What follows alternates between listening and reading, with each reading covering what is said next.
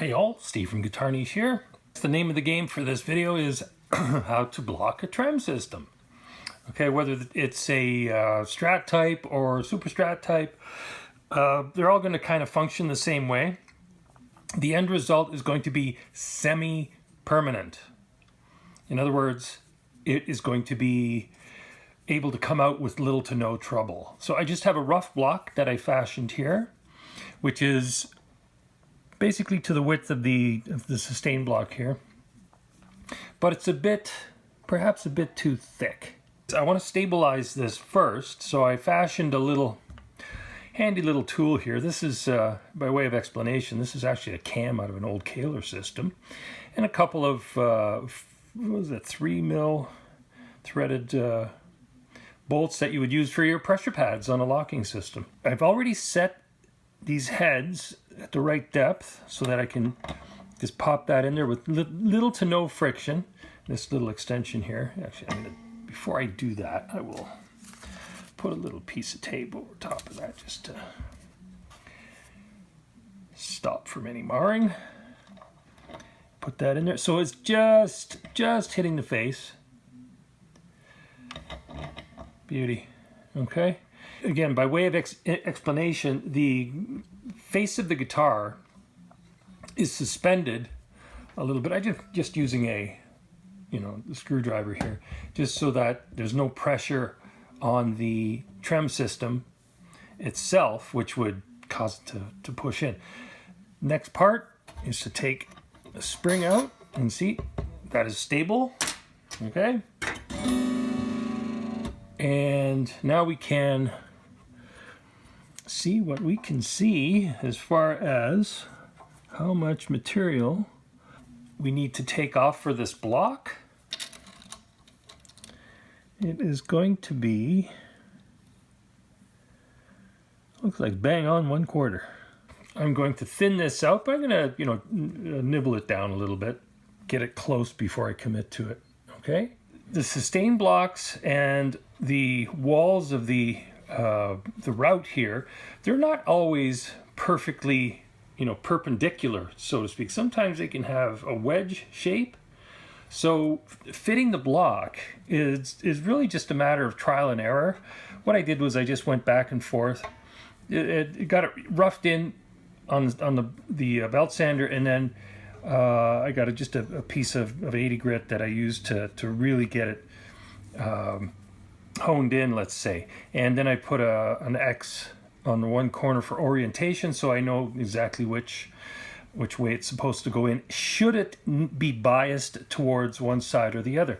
Now I have a reference point to account for that. So it's on the back edge a little bit, okay? And see if I can get this to sit in there.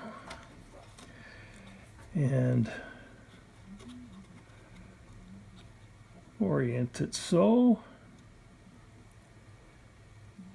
And now put that spring back in. Like so. And check for level. What I do see, I'm not a fan of, which means, and you can see that, it's a bit too thick. I gotta thin it a little bit more. Trial and error is the name of the game.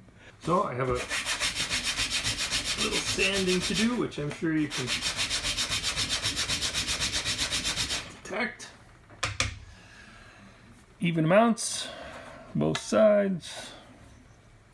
Okay, at this point this little tool is no longer useful, but it at least got me started.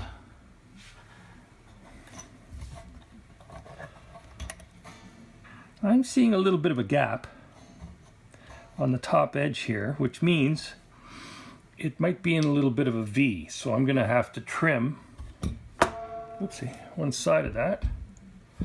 Let's see, yeah. Oh, it's so close. Okay, so I will explain.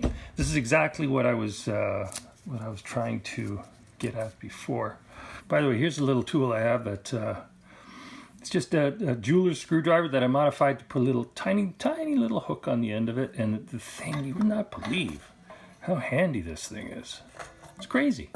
So I'm going to take off a little material. It will be thinner on this edge and thicker here, retaining basically the same edge here. So I'll just mark some pencil lines here so I know what material I'm taking off. Okay, so you can see just a little bit of the pencil lines left, and it's barely registered, but you can see it's just tiny little bit of a wedge shape. Just going to refine that a little bit. That's good. Pop that back in again. Line it up. And put the spring back in.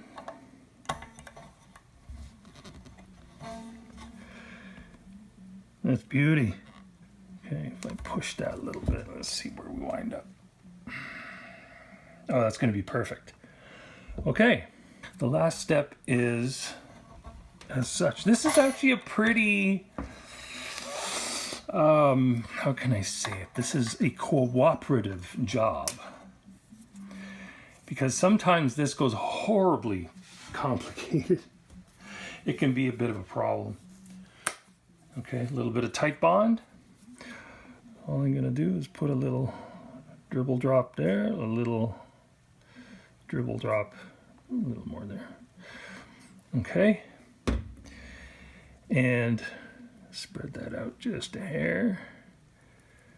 This will bond to the inner surface just fine.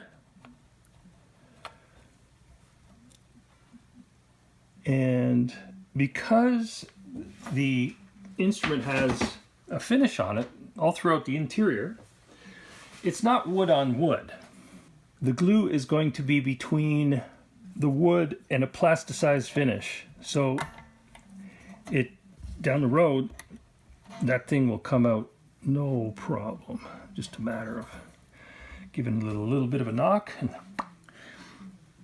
a shock knock if you would, and it should come right out. Now we can get back to this. Give this a little torque. Oh, yeah. This is interesting. I wonder if you can see this. Yeah. See, there's some wax coming out of the screw holes there, which is awesome. Why is that awesome? Because that's the kind of thing that stops screws from snapping. See? A little bit of wax. Or some waxy material. And get rid of that. Let's see where we wind up as far as level. It's perfectly peachy. Looks pretty good to me. Might push that down just a hair before it sets. Let's use the bar to our advantage. Yeah, you make do with what you got, right? There we go. Okay. So that will stick eventually. Okay, it's not set yet. Oh, that's perfect. So the actual level is great. And this is all you need, as long as this sticks properly, which it will. All you need to do is tighten up these bolts, and that is it. That's enough pressure to keep it stable. In fact, I should be able to already dip it, you see? So it's fully functional already. As far as what it's intended to do, this is, it's not hardtail, it's semi-hardtail for this purpose, okay? Anyway, that is pretty much all I have to say about that. Okay. See? Stable. Good and stable. Anyway, thanks for hanging out. My name is Steve. Again, as always, play loud, have fun, have a great day. Like and subscribe. Always tips coming up. The idea is to help everybody, be their own, reasonably decent tech. Okay? Anyway, have a great day. Thanks again. See ya.